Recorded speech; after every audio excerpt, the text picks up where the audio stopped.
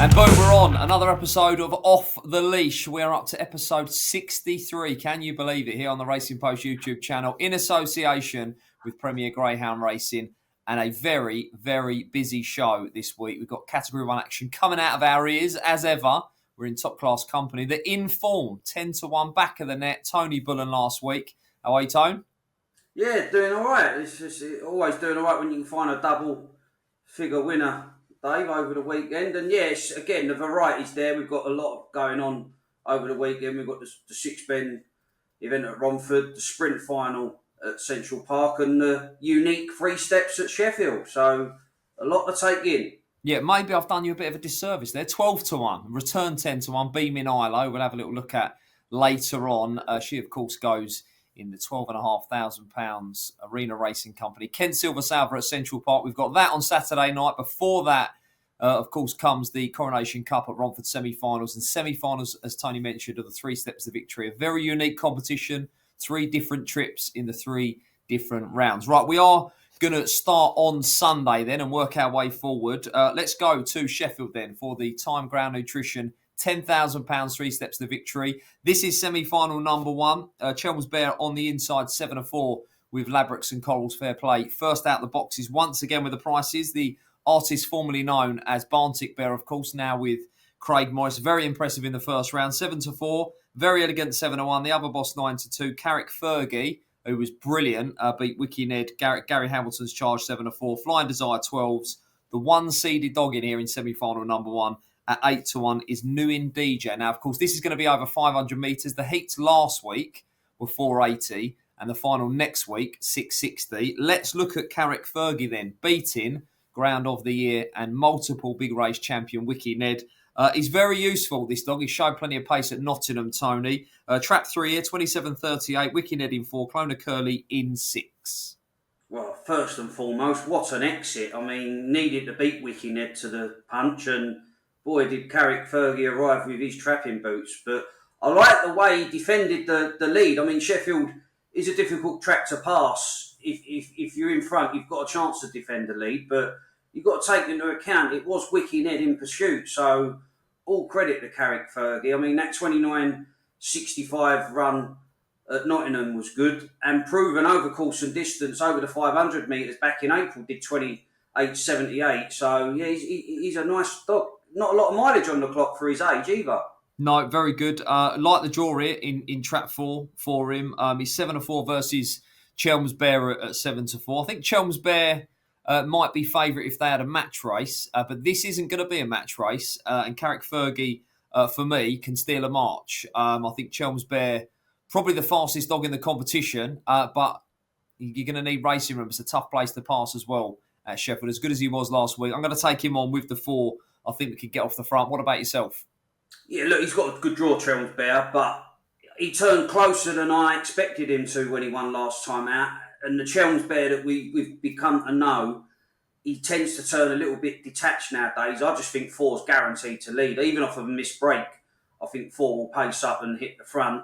And the fact that he's got that 28.78 over the 500, he's not going to be waving the white flag up the home straight. I think he can just crack out and make all day.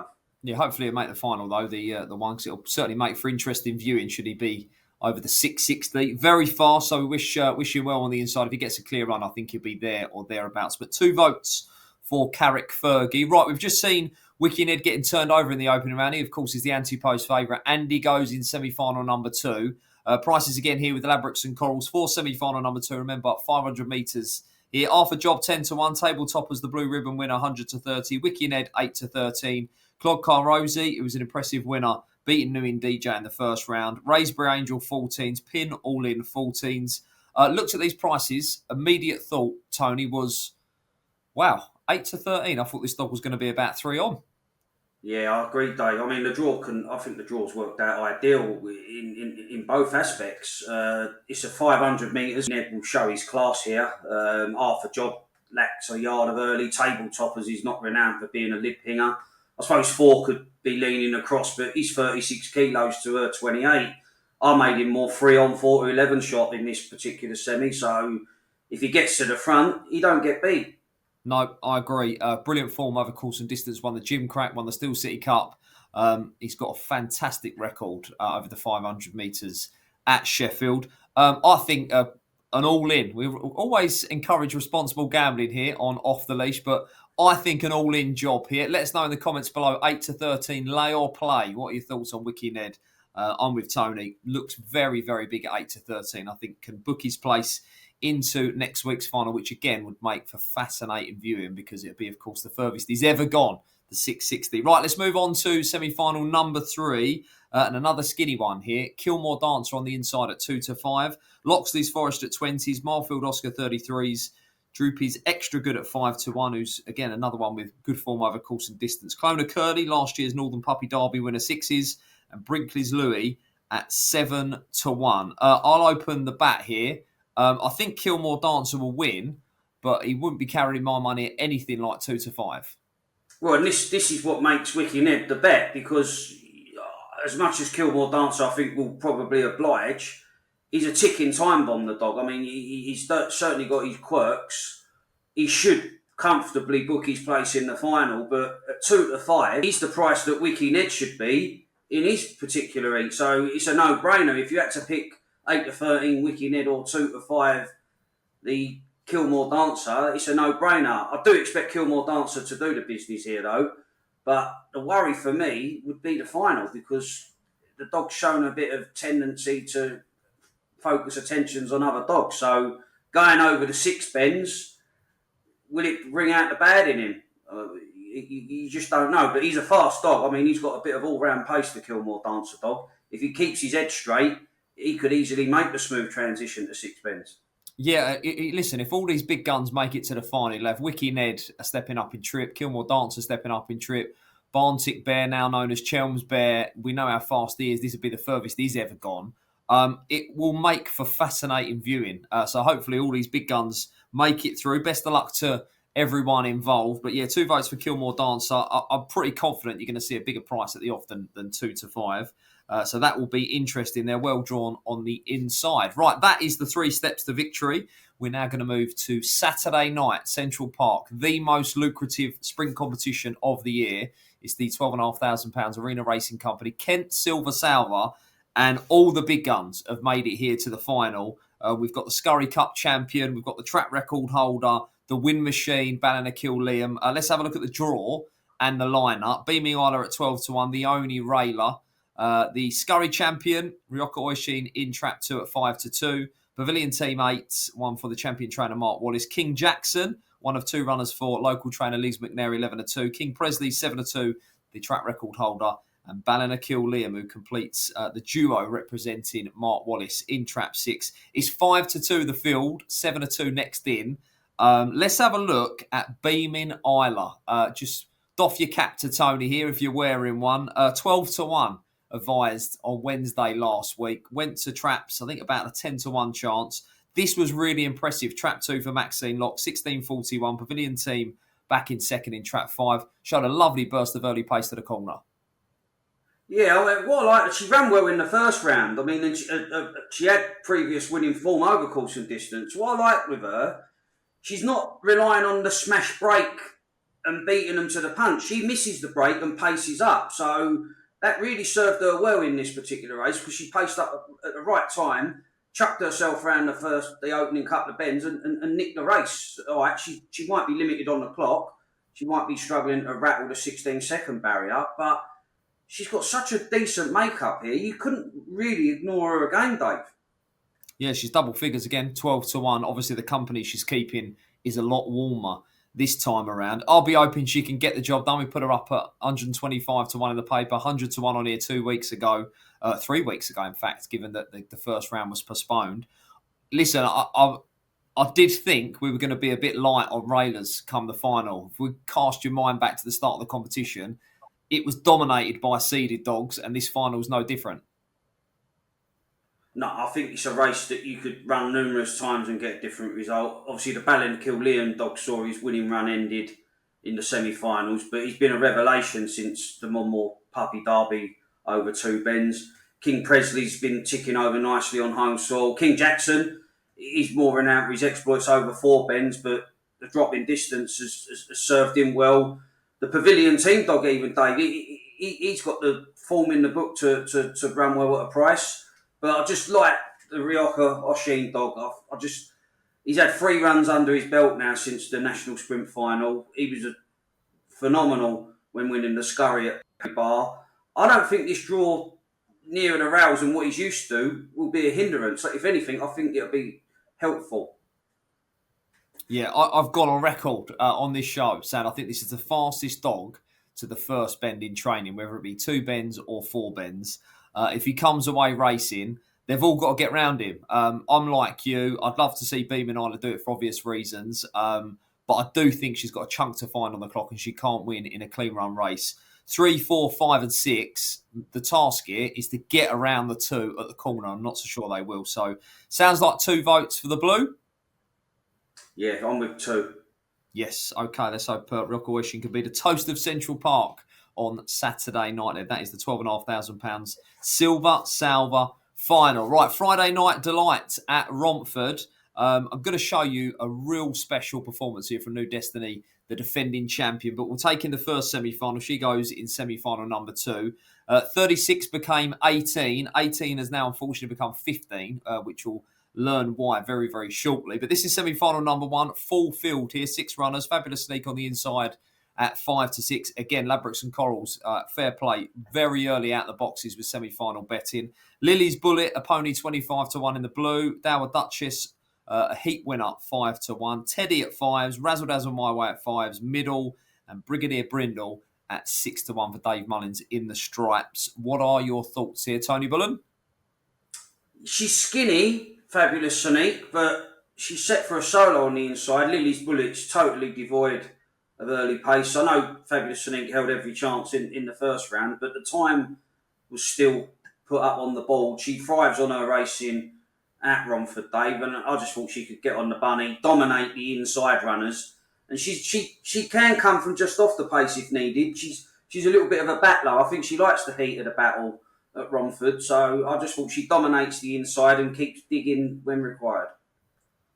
Yeah, I agree with all of that, but I looked at these prices and I thought, do you know what? I'd love to see Teddy carry a middle tag here because I think this is a really, really fast bitch. I think she was a little bit unlucky not to make the final of the Brighton Bell down at Hove. I thought she ran a big race in defeat, stayed on really, really strongly.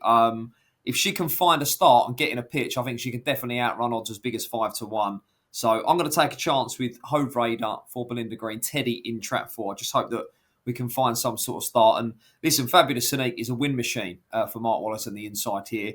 I don't think she'd back run Teddy though. And if Teddy went round in second, it'd be race on. So at 5 to 1, I'm willing to take a chance. So that's semi-final number 1. Tony with the top. I'm going with trap 4. Semi-final number 2, we see the defending champion, the anti-post favourite, and the superstar that is New Destiny. Let's show you, before we get into the draw, let's show you this run. Now, you can only beat what's in front of you here, Tony. I get that, but I watched this in awe. This was just sensational. Knocked about a little bit early doors, weaved the way through. One of the great Romford runs over the 5.75. I'm going to put this in. Not the quickest on the clock, but you just don't do this from off the pace. The short straights, tight turns at Romford. This was absolutely brilliant. New Destiny in trap 4, 35 seconds. Golden Palace in 1. Tivoli Milo in the stripes here. Breathtaking. Yeah, I mean, what a CV she's got as well. She was always destined to be a staying type. We thought that when we first saw her running over the 4 bends. But as you say, Dave, she can do it at all ends of the park. And that's why she rattles and beats clocks when she does get to the front. Because to do this and win by the wide margin that she did, coming from off the pace, and she's only hit the front round in the final couple of bends, just underlines how much speed she's got at her disposal. And I just think the defending champ's going to be very, very difficult to contain here. Yeah, she's killing the good, Nick. And I'll echo what you said. The thing that's the most frightening is she can pop out and lead. And that's when, track records are in danger and her own clock could be in danger here should she come away again. She's 8 to 13. Again, similar to Wiki Ned. If you don't mind a short price, I thought that's a backable price at 8 to 13. Yeah, I mean, as I say, she's done 35 dead, having to do it the hard way. I know the Radical Scobie dog's been running really well. He started to come to hand contested the Golden Jacket final at Monmore. But I think Keithfield Goose might be a little bit of a hindrance to him in the early stages. And if New Destiny's got any daylight from the third bend onwards, it's going to take a monumental effort from one of the others. Yeah, I hope the Radical Scoby dog's all right. Took a bit of a whack at the drop. I don't know if you saw that when the dogs were being collected. Another dog sort of careered into him. Listen, he was fastest on the clock last week for Maxine Lock, the JR Racing Syndicate, on their local home patch. Hopefully, all is well there, and he can run a big race and make it into the final. Should that one lead, it would certainly make things interesting, wouldn't it? New Destiny having a fetching Radical Scoby. So looking forward to that, but 8-13, I personally think is a backable price there. The blue of 2. Let's move on to semi-final number 3 then. And we go with that 2 runners here. Unfortunately, Seamus Cale, all 3 of his dogs have been withdrawn. 3 different issues with each dog. So hopefully, Seamus's luck can change because big shame here. As I mentioned, 18 become 15 before the traps have even opened. In this semi-final, though, Golden Palace on the inside, 3-1 for Michelle Brown. 2 is vacant. Cree Bono, who was a heat winner for Jim Reynolds, at 10-1. Avangate Venus at even money. Man for Sterling 2-1, and 6 is vacant. Right, Avangate Venus did it nicely. Stepped up in trip, popped out, showed her class, and I thought stayed the trip quite well, to be honest, Tony. What are your thoughts on that and this? Yeah, so it's an interesting race. I know it's only a 4-dog race, but it's really interesting because I think this could really set up an exciting finish. I mean, Avangate Venus will be looking to cut loose from the pack, the Empress Stakes winner.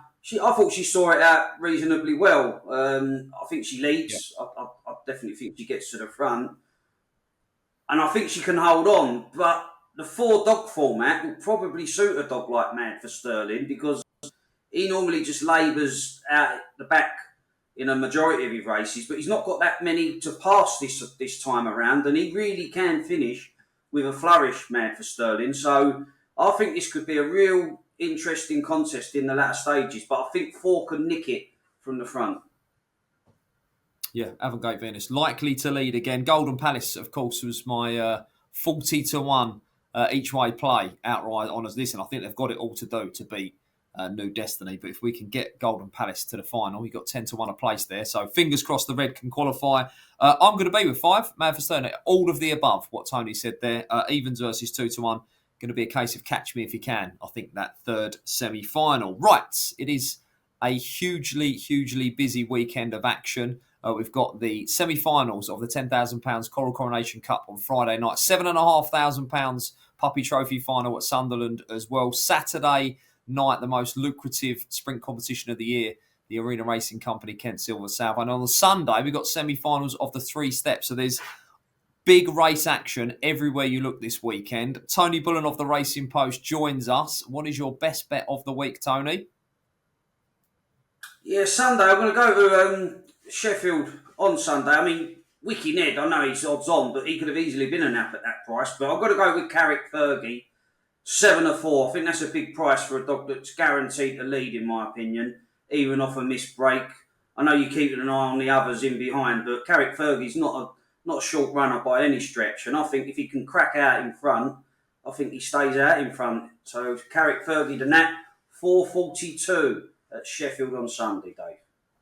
Yeah, that's semi-finals of the 3 steps to victory. Next week's final, of course, over the 660. I am going to go to Romford on Friday night. Semi-final number 3 of the Coronation Cup. Now, this is going to be catch me if you can here. Avangate Venus, classy bitch, Emperor Stakes winner. She's going to be a short price. She's likely to lead. But we've had 2 withdrawals in that semi-final. And the 4-runner format, I think, is going to suit the strong running and the chasey Mad for Sterling. I'm going to take a chance here to weed the way through and pounce late to score. So 8.54, round about 2-1 at the moment on the early prices. You might get a little bit bigger come the off. It's only a 4-runner race. Golden Palace will take a little bit out of the market as well on the inside. But I'm going to take a chance that Mad for Sterling can pounce late in semi-final number 3. Right, Tony, as ever, it's been an absolute pleasure. Strap yourselves in. Friday, Saturday, Sunday, big race action, all coming up on the Premier Greyhound Racing Service. Do remember to get involved in the show, whether you're watching us on YouTube or Facebook. Let us know your fancies. Wicked at 8-13, lay or play. Let us know. And of course, gamble responsibly and enjoy the racing. We'll see you next week.